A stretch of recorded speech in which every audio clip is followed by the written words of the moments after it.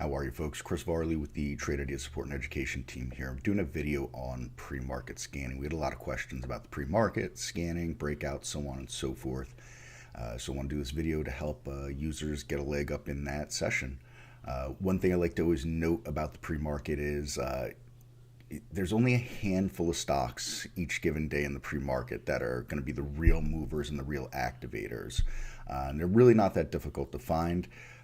Pre-market is one of those times you can keep things a little more simple, I believe, with scanning. So let's go over a few items in this here. So we'll start with a very popular way to scan, and that is our top list. They work on just a filter set. So if we go to new and we pull down top list here, it'll come with some pre-defaults in there most likely for you. Might say something like volume leaders in here in the summary tab. That's just a default. We can rename that anything we want.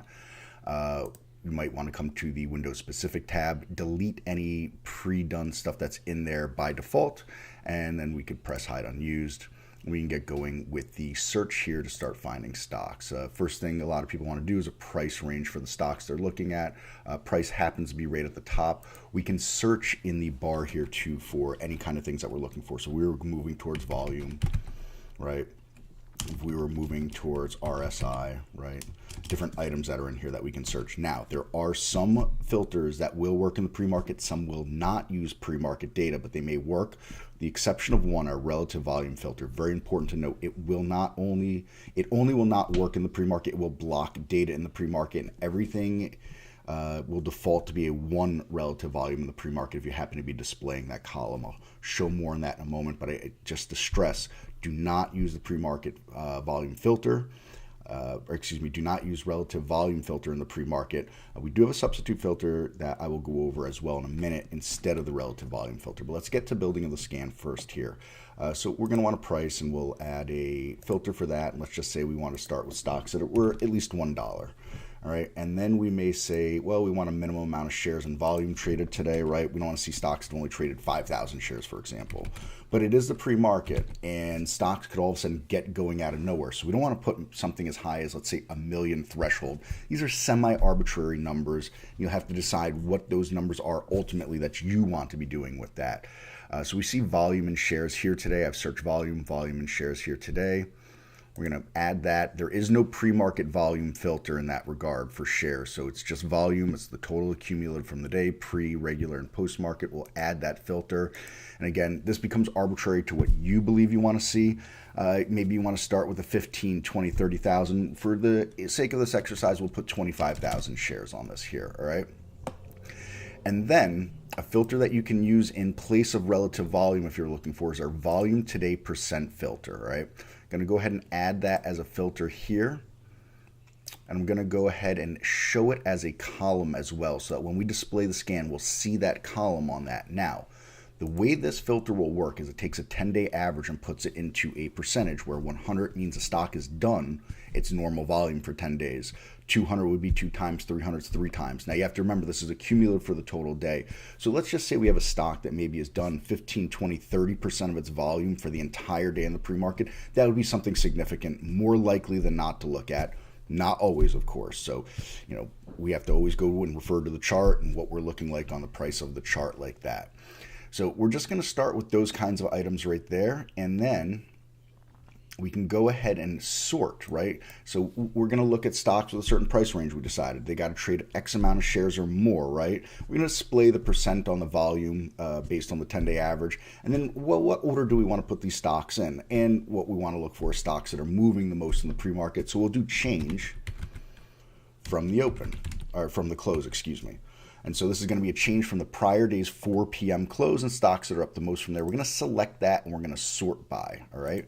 So that means the stocks that are up the most from the prior day's close will be the ones that get onto the scan before any other stock, because there could be a lot of stocks that meet this criteria, but they're not necessarily moving, right? So we want to see those ones that are up the most. We'll go ahead and we'll call it pre-market top list. And you can call it anything you want, of course, and I'm going to press OK. And we're going to bring this over here. And we can see, I'm going to expand this out a little bit so we can see that data a little nicer. We can see here volume percent today. We could also see shares here, and we could change this around as well if we wanted. There's been no open yet, so the change from open is going to remain 0 because that will be from 9:30's open. Relative volume, as I mentioned before, everything defaults to a 1. I want to just show you that in the pre-market here. Once the market session opens, relative volume will start to do what it does.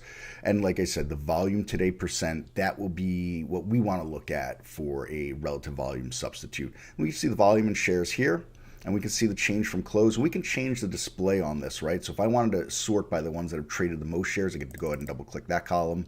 If I want to see that traded the least shares, double click that column again, right?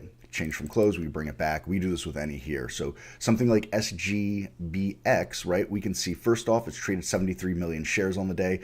It's at 4,000% of what it's 4,400% of what it's normally doing here. And it's up 159% from yesterday. So we go ahead and click on that. This pinkish tannish area represents pre-market time. You'd see the white here for the regular session. If we had a post-market up, you see kind of a mauve or purple color. And we can see what the stock has done. It's coming from below $1, cracked up to $1.50. That's right here like that.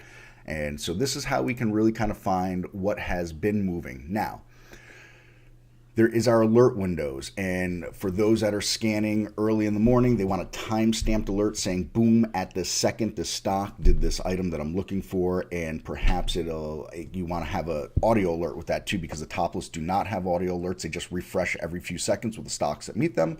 Of course, you could start these at 4 a.m. too, but folks may want to use this in combination with an alert window. So let's go new, an alert window. And once again, there's going to be certain items that will not work in the pre-market.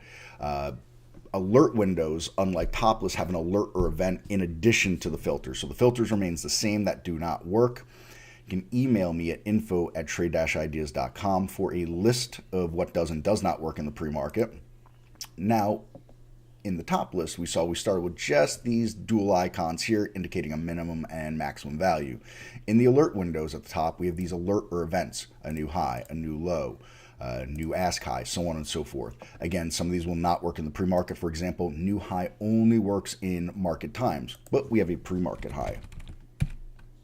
All right, and we can find that here. We have pre-market low as well. We have some other pre-market filters in here to find stocks that are within certain ranges of the pre-market as well that you can add to that. So if we want to see something that was only, let's say, 30 or 40% above the pre-market low at this point, maybe it's rebounding, right? We could use that position in pre-market range. We would go ahead and add that filter, and we could give it the values that we want here. There are other alerts that will work in the pre-market as well that I think could be very handy. We have a 5-minute high, 5-minute low as well. We could add any of those. We also have what we call our running up and running down families of alerts. So if we put running, and we'll see running up now, running down now, running up, running down, so on and so forth. First, if you need a definition or help with what any of these alerts or filters mean, go ahead and click on that, press help. You get a web page that looks like this here for you, all right? And it'll give you a definition and an overall view of what's going on that there. These will work in the pre-market as well. And so these are ways to find stocks that maybe they made a pre-market high earlier, they have now pulled back, and they're making a move again, but before the pre-market. So we go ahead and let's add a few of these alerts here. I'm going to add that 5-minute high. We're going to add the pre-market high. We're going to hide the unused. And let's add the running up as well. Let's add that alert. So we've got a number of alerts here that can catch an event. And this way we're really trying to ensure that whatever our filters are, there's going to be some alert that's going to meet it when the move is happening and really help us not miss that. And then again, we come back here to the window specific filters. We can go ahead and start to give it some items here. Maybe 35,000 on this here. And maybe you want to see we're just, off the pre-market lows a certain percent. We could add that. We cannot add that. There are other volume filters we can add here in the pre-market that we didn't go over in the top list. Let's do that here. Volume. Let's scroll down. And we've got a 1-minute volume, 5-minute, 10, 15, and 30-minute volumes. These all work similar, but not exactly the same as the volume percent today. They work in a percent basis, but they're in rolling time frames. So those will change throughout the day versus on the volume percent today. Once a stock is done 100% of its volume, it can't undo that volume, right? It may not go up anymore if the stock doesn't trade anymore. Well, these are just working at what's going on in this current minute that's rolling, this current 5 minutes that's rolling.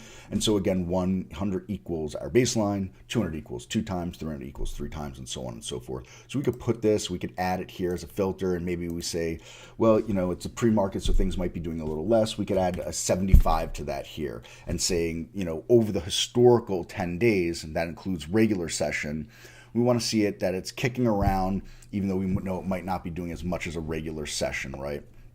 And again, we could press OK. We'll come to summary, and we can call it pre-market alerts. We'll go ahead and press OK, and we'll bring that over. And we can see a few items are populating here already. If I right-click this window and I come to Properties, Actions, I can check Play Sound. I can go to Sound Setup, and you can start to, maybe you can hear it through my speaker or not. There's a beep or an exclamation sound. These 4 up here have very similar sounds. We could also do a text-to-speech here. We'll see if we can get some sound to come through that as these alerts.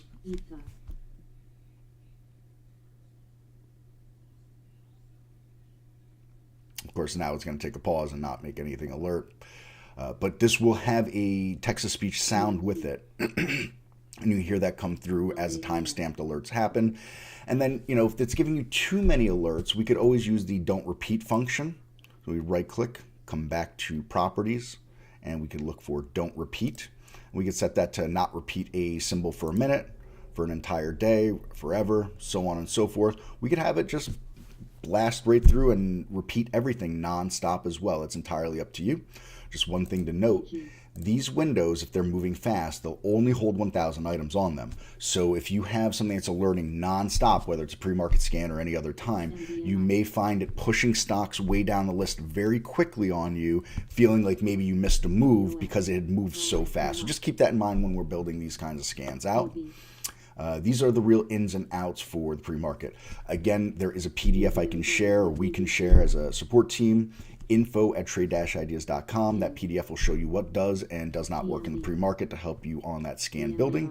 And you can ask any other questions there at any other time. Again, info@trade-ideas.com. We have 12 p.m. live sessions on YouTube for Q&As. We have a live traders room you can come in, get some questions answered there as well. So please make sure you're using and leveraging all of our live support. Thank you for watching. We'll catch you on another video. Take care, folks.